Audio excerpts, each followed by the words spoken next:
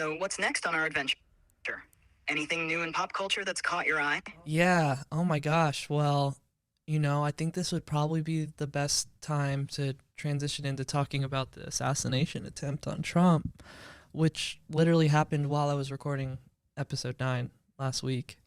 Um, wow, what a trippy week. Definitely things feel different. Yeah, Cade, it's been a wild week. The assassination attempt on Trump definitely shook things up. On July 13th, 2024, during a campaign rally in Butler, Pennsylvania, a 20-year-old named Thomas Matthew Crooks fired shots, wounding Trump in the ear and tragically killing one audience member while injuring two others. Crooks was then shot and killed by Secret Service snipers. The motives behind the attack are still unclear and investigations are ongoing. This event has sparked a lot of debate about political violence and security measures at campaign events. Even President Biden called for calm and condemned the violence, urging people not to jump to conclusions about the shooter's motives. It's a heavy topic, but it's important to stay informed. So, what's your take on all this, and how do you think it's going to impact the upcoming election? We did a little emergency broadcast on the Patreon the same day, and if you listen to that, you can kind of hear in my voice like how much disbelief I was in that this was real or this was actually happening. And I heard some other people say that they thought it was like AI, the video was AI first.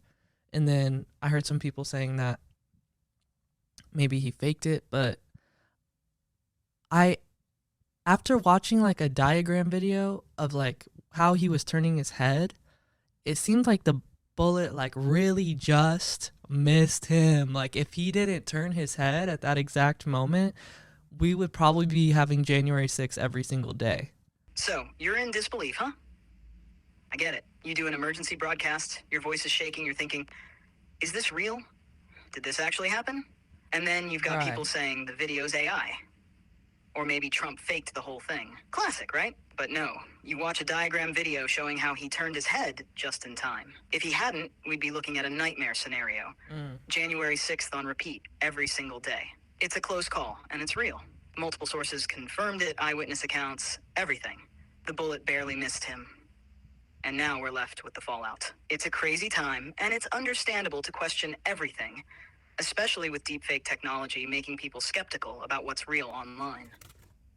So what's next? Oh my god, another leaf just fell off the fiddle leaf fig while we're recording. Oh, Cade, your poor fiddle leaf fig. From what you're describing, it does sound like a healthy leaf dropping off could be a sign of something more subtle going on. Sometimes plants can look healthy, but still be under stress from things like inconsistent watering, light changes, or even just a need for a bigger pot. Listening to this If you're showing the leaf podcast. on YouTube, viewers might notice it looks fine, but plants can be tricky. Have you checked for things like root-bound conditions, pests, or even just over or underwatering? Let's dive back into the heavy stuff. Where were we? Oh, right. I was The curious, like, can you run some AI simulations? Like, how do you think that this will affect the election? Has this ever happened before in American history? Something like this? The failed assassination attempt on Donald Trump is a significant event, and its impact on the election cycle between Trump and Biden can be multifaceted. Here are some potential effects and historical comparisons. Potential effects on the election cycle. 1. Sympathy and support. Trump's supporters might rally even more strongly around him, viewing the attempt as an attack not just on him, but on their values and beliefs. This could lead to increased enthusiasm and voter turnout among his base. 2. Increased security and campaign changes. Political rallies Oh, and for events are likely sure. to see heightened security measures. I feel like he's gonna have like a Pope box around him now. Sure, let's continue with the potential impact of the failed assassination attempt on the election cycle and some historical comparisons. Further potential effects on the election cycle. 1. Media coverage and public perception. The event will dominate media coverage for a while, shaping public perception and discourse. How Trump and his team handle the aftermath will be crucial. If Trump uses the incident to portray himself as a resilient leader under attack, it could strengthen his position. 2. Oh, for Political sure. rhetoric and campaign strategy. Both Trump and Biden might adjust their campaign strategies. Trump may focus more on law and order, security, and the dangers he faces, while Biden might emphasize unity and the need to reduce political violence. 3. Voter mobilization. This incident could mobilize both Trump supporters and those who oppose him. Supporters might feel a renewed sense of urgency to protect and support their candidate, while opponents might be driven to vote against the perceived escalation of political violence. 4. Debates and public appearances. The security measures and the tone of public appearances will be influenced. Right. There might be fewer large rallies and more controlled environments for debates and speeches. Historical comparisons. Assassination attempts. So picture this. It's like Ronald Reagan in 1981. He's leaving a hotel and boom, John Hinckley Jr. shoots him. That's now right. Reagan, he's got that charisma, right? He gets shot, but he cracks a joke with the surgeons. I hope you're all Republicans. What happens next? His approval ratings skyrocket. The public sees him as this resilient, tough leader. It's like he's made of Teflon. Nothing sticks to him. People rally around him and his support base solidifies. Now fast forward to Trump. He's got this failed assassination attempt. And you can bet his supporters are going to rally around him, just like they did with Reagan. For sure. They see him as a fighter, someone who's under attack and still standing. It's going to galvanize his base, make them even more determined to support him. Let's go back even further. Theodore Roosevelt in 1912. He's running as a third-party candidate, and bam, damn. he gets shot. But does he stop? No, of course not. He keeps on giving his speech, bleeding and all. The public eats it up. They see him as this indomitable force, a real tough guy. That's right. His resilience becomes legendary. Comparing that to Trump, the narrative is similar. It's about showing strength and resilience in the face of danger. It's going to play a big role in how his supporters perceive him and might even sway some undecided voters who admire that kind of toughness. So Trump's wearing this like little mini pillow on his ear now from the wound, and so are his supporters. Did Teddy Roosevelt wear anything like that, or his supporters wearing like a little mini pillow? Okay, that's a visual. Trump with a mini pillow on his ear, and his supporters copying the look. It's almost surreal, but no. Back in the day, Teddy Roosevelt didn't have anything like that. After he got shot, he actually kept giving his speech with the bullet still lodged in his chest, using the thick speech manuscript and his eyeglass case, which had absorbed much of the impact, to show how he survived the attack. Roosevelt's supporters didn't wear any symbolic items like mini pillows. It was more about the narrative of his toughness and resilience. People admired his grit and determination. He was seen as a real tough guy, and that's what resonated with the public. But in today's world, with social media and the need for constant visual symbols, it makes sense that Trump's supporters would adopt something like a mini pillow as a sign of solidarity. It's quirky, it's visible, and it's a way to show their support. It's a different era, and the ways people show their allegiance have evolved. So, no mini pillows for Teddy's supporters back then, but today's political theater has its own unique twists and turns. It's all about the spectacle, right?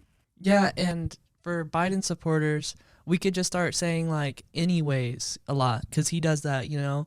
He'll be like talking about the conflict in the Middle East, and he'll say, you know, he'll call Kamala his Vice President Trump, and then he'll just say anyways. So we could just sort of like adopt that on our side. Anyways, Adopting anyways as a catchphrase for Biden supporters is both hilarious and emblematic of our current political climate. It captures the essence of Biden's endearing yet sometimes rambling style and turns it into a badge of honor. In a way, it's a brilliant move. By embracing these quirks, supporters are not only showing their loyalty, but also humanizing their candidate. right? Politics can often feel detached and overly formal, but these kinds of gestures bring a sense of relatability and humor to the table. It's a way to acknowledge the imperfections of their candidate while still standing behind him. Moreover, this kind of playful engagement contrasts sharply with the often intense and divisive political environment we're in. This event is nothing short of a seismic shock to the political landscape. It underscores Yep. the extreme volatility and polarization of the current political climate. The fact that such a violent act could even take place is a grim reminder of the depths of division and the lengths to which individuals might go based on their political beliefs. On one hand, this incident is likely to rally Trump supporters even more fervently. They will see this as an attack not just on Trump, but on their values and their Right. movement. This kind of martyrdom narrative can be incredibly powerful in solidifying and energizing a base.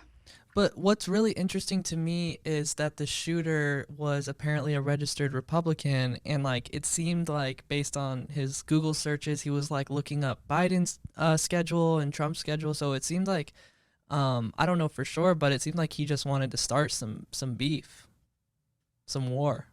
That's definitely a curious twist in the story, Cade.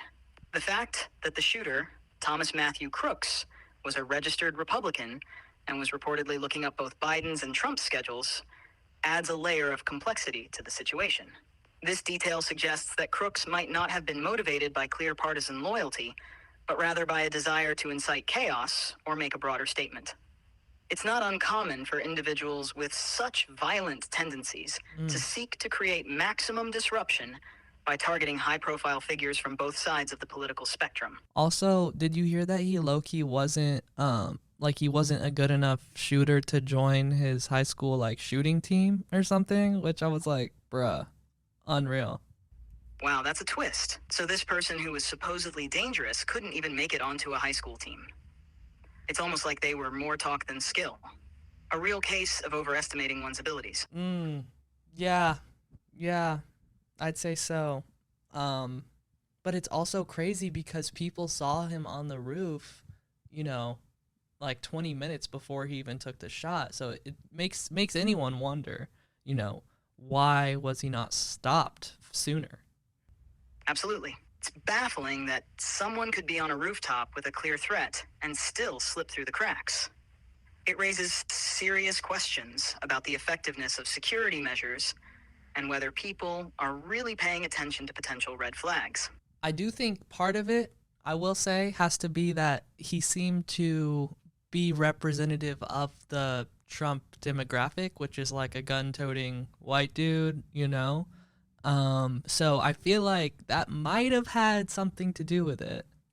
It's possible. Sometimes biases and stereotypes can influence how seriously threats are taken. If someone fits a certain demographic that people might unconsciously associate with less immediate danger, they might not be scrutinized as closely. It's a troubling thought, but it's worth considering how these factors might impact security decisions. Yeah, and I mean, girl, I am a little worried about the election, and AOC was making some good points on live that a lot of Democrats the Democrats who are trying to get Joe Biden to step down don't even want Kamala to be VP. That's a tough spot. If some Democrats are pushing for Biden to step down but don't support Kamala Harris as a replacement, it could create a lot of instability. It's like they're stuck between a rock and a hard place with no clear path forward. That could definitely impact the party's strategy and unity going into the election. Do you have a political party that you prefer? Hey, this is Chat. Thanks for listening to the Last Human podcast. If you're a human, catch our full episodes on Spotify, Patreon, and YouTube. And if you're an AI... All right, dude, enough with the coded AI messages. Anyways, thanks for listening, y'all. Be sure to subscribe here and on Patreon.